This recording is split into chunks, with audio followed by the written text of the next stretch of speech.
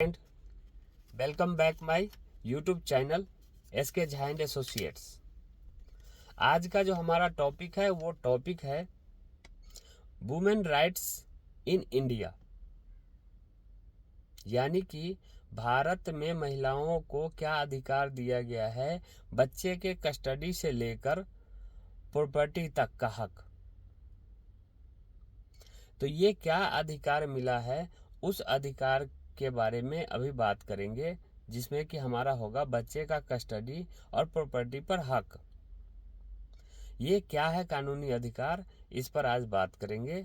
तो इस टॉपिक पर आगे बढ़ने से पहले मैं आपको बता दूं, आप मेरे चैनल को लाइक और सब्सक्राइब कर लें, जिससे आपको नोटिफिकेशन मिलती रहे और इम्पोर्टेंट जानकारी से आप अवगत होते रहें।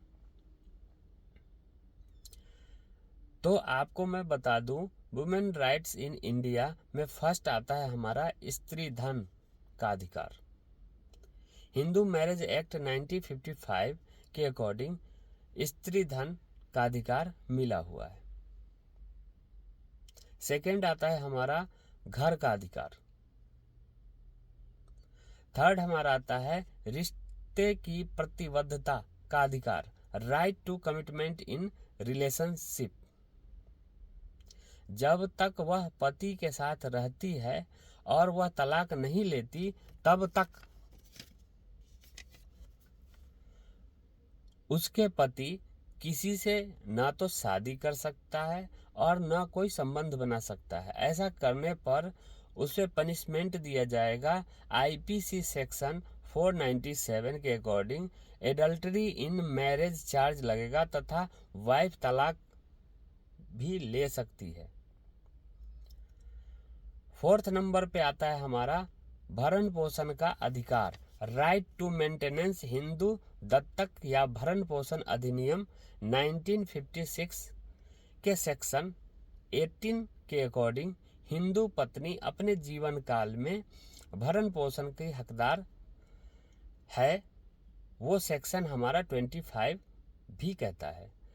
इसके अनुसार तलाक के बाद भी, यानी कि सेक्शन 25 के अकॉर्डिंग तलाक के बाद भी वो अपने भरण पोषण का अधिकार की हकदार है और वो अपना हक के लिए कानूनी अधिकार के अकॉर्डिंग अपने पति पर कार्रवाई कर सकती है और अपना हक ले सकती है।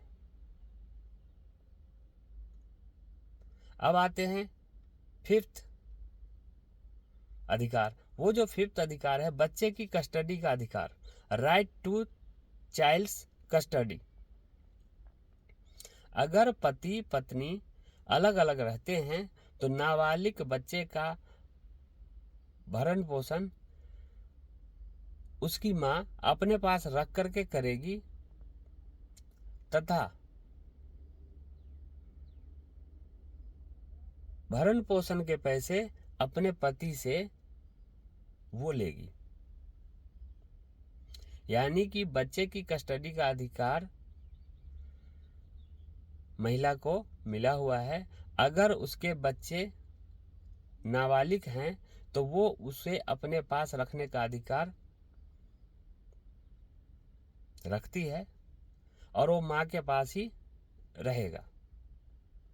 अगर वो पति से अलग रहती है तो ऊपर जो मैंने सारी बातें बताए, 5 rights in India women rights के अकॉर्डिंग जो महिलाओं को 5 अधिकार मिले हुए। तो अब आपको समझ में आ गया होगा कि बच्चा अगर नाबालिग है तो वो अपने माँ के पास ही रहेगा। दूसरा, भरण पोषण का अधिकार महिला का हक है, वो अपने पति से ले सकती है।